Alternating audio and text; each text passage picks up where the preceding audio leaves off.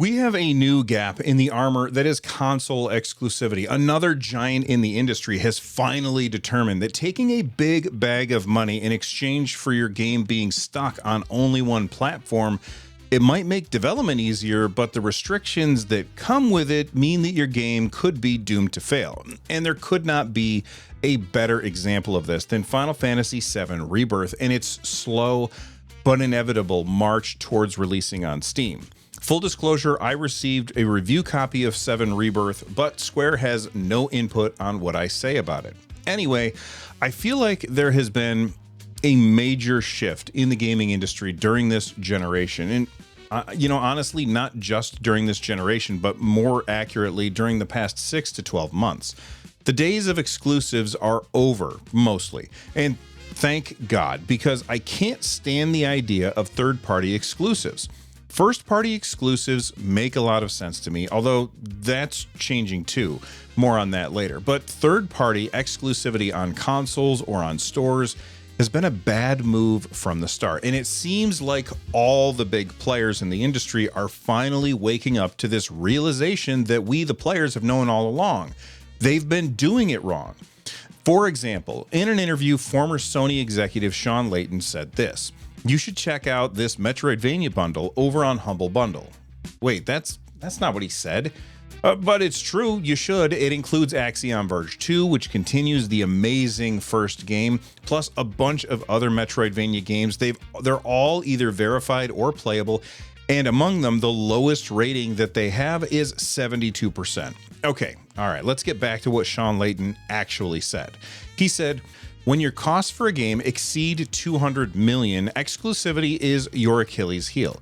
It reduces your addressable market, particularly when you are in the world of live service gaming and free to play. Another platform is just another way of opening up that funnel and getting more people in. In a free to play world, as we know, 95% of those people will never spend a nickel. The business is all about conversion. You have to improve your odds by cracking the funnel open. Helldivers 2 has shown that for PlayStation, coming out on PC at the same time, again, you get that funnel wider. You get more people in. For single player games, it's not the same. But if you're spending $250 million, you want to be able to sell it to as many as people as possible, even if it's just 10% more. The global install base for consoles, if you go back to the PS1 and everything else stacked up there, wherever in time you look at it, the cumulative consoles out there never gets over 250 million. It just doesn't. The dollars have gone up over time, but I look at that and I see we're just taking more money from the same people. That happened during the pandemic, which made a lot of companies overinvest. Look at our numbers going up. We have to chase that rocket. And former PlayStation executives aren't the only ones that have started thinking this way. When it was leaked that Xbox was going to have to start shipping some of their titles on other systems like Nintendo Switch and PlayStation, Phil Spencer got together with other executives working at Xbox, and they did a podcast, although I would hardly call it a podcast, but that's beside the point. Here's what Spencer had to say.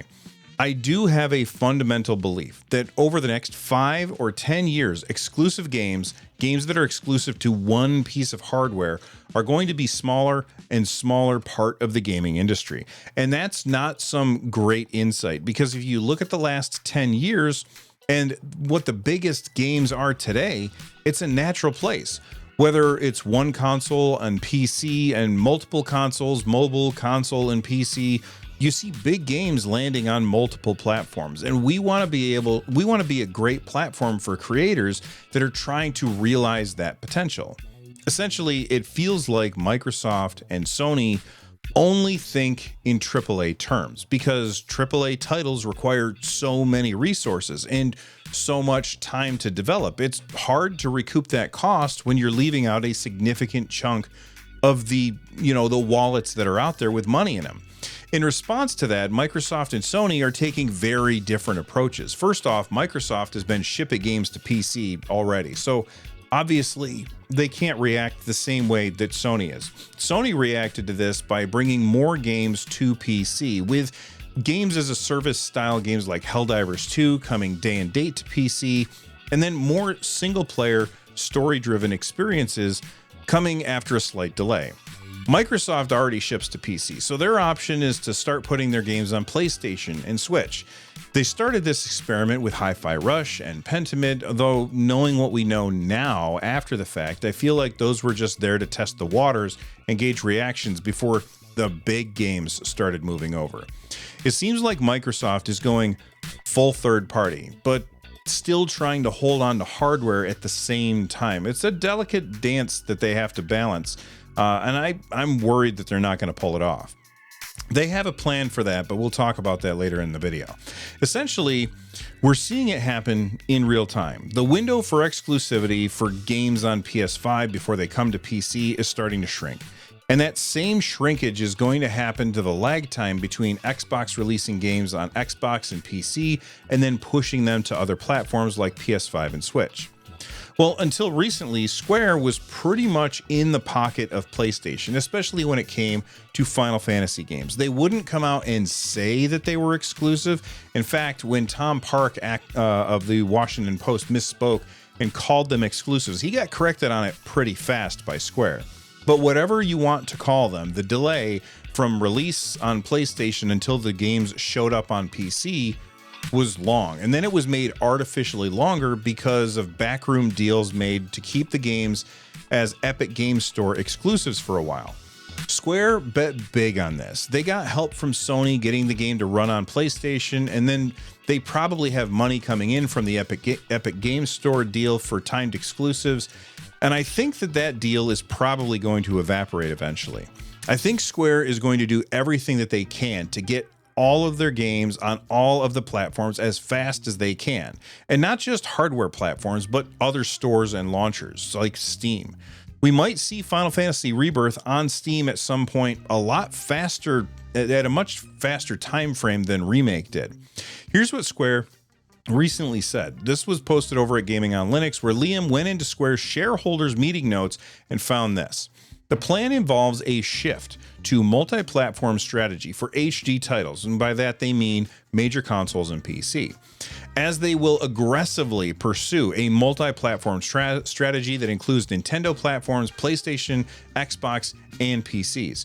But they also said that they will include the possibility of PC launches for their SD titles, and by that they meant mobile games and browser games. So those might be coming to desktop PCs and PC handhelds. It's again good news. They said clearly in regards to expanding digital sales, the group will engage in initiatives which focus on the acquisition of PC users. Previously, Square justified PS5 exclusivity by saying this, and this comes from Final Fantasy franchise producer Yoshinori Kitase. They discussed in some of the benefits for developing on one console. They said basically the team was able to spend more time focusing on building Rebirth's world because it was only targeting the PS5. Had it not been on a single platform, he explained, Final Fantasy VII Rebirth would, its world map would not be seamless, and the game design may have had to regress significantly. So maybe that's true, but it also could be true that the reason that it was so smooth for them to get that game out might have been because most of the developers that made the first game stuck around to make the second game. So does that mean that Square was wrong? I'm not really sure about this. I mean, we're speculating on something that didn't happen, so there's no telling if the game would have been more successful as a multi-platform game. Of course, you can say, more potential customers means that the game will sell more, and that's obviously true, but would the game have been released when it was, and in the state it was, if Square had also had to put it out on Xbox and PC at launch? 7 Rebirth is a Game of the Year contender for me, but they also had to ship the game. If they had to ship the game to more places, I wonder if it would have come together so seamlessly. You could just say take longer to develop, and I'm all for that. I mean, they did get this game out the door in 3 years, which is impressive. Even with all the work that went into getting the first game shipped, without the extra resources from Sony or from the Epic Game Store, could Square have pushed this game out in 3 years? And there's really no way to know. But it seems like Square has decided, okay, That's enough of that, because even though Rebirth is a critical success, it is a financial failure. And it pains me to say that, because the game is so damn good. Inevitably, there's going to be people who are unhappy that Square, Sony, Microsoft, and others are abandoning the exclusivity bandwagon. And I just do not understand this thought process, because let's be honest, who really benefits from exclusivity? I would say platform holders, sometimes publishers, if they can benefit if they can get a really good deal. But the customer, the end user, the gamer, we don't benefit from exclusivity at all. I'm convinced that all of the console warrior fanboys that are out there constantly rooting for failure in the industry due to a bunch of tribal bullshit, those people seem to believe that the only way that something has value is if other people can't have it. And I cannot even begin to try to attempt to understand where those people are coming from, because to me, it doesn't make any sense. If I can play the game that I want to play on the platform that I want to play it on, and they can play that same game on a different platform, it has absolutely zero effect on me. What I can understand, however, is when people, they have made decisions based on exclusivity arrangements, and then that exclusivity changes. So, for example, when people bought an Xbox Series X because they wanted the console exclusive for Xbox, they were going to be on Xbox, and they bought the Xbox instead of getting a PlayStation.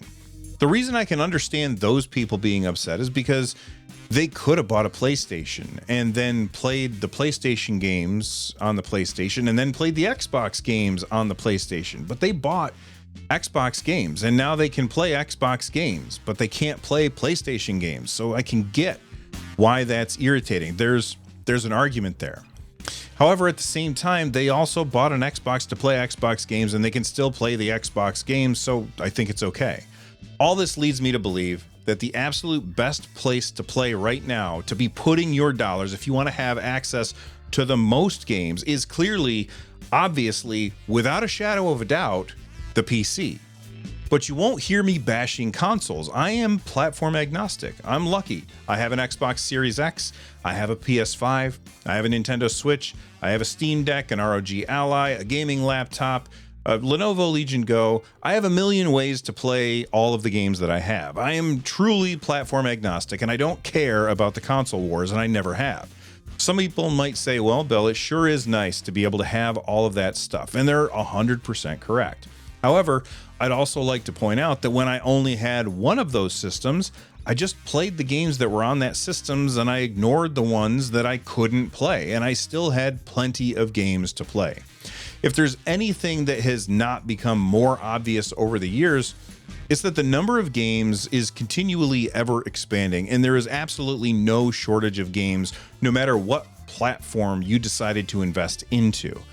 But even if you don't agree with me, it doesn't really matter, because at the end of the day, Microsoft, PlayStation, they're bringing their games to other platforms, and Square is following suit. And that is fantastic news. So let's talk about what all the big players are going to do, starting with Square. Square is obviously going to work on getting their Final Fantasy games ported over to Xbox, probably the Switch 2 when that comes out next year, fingers crossed. And I think that Square is going to find some way to try and back out of whatever deal that they have with Epic Game Stores so that they can release their game on Steam. If they can't back out of the deal, then maybe they'll at least get some of the exclusivity window lowered in some way.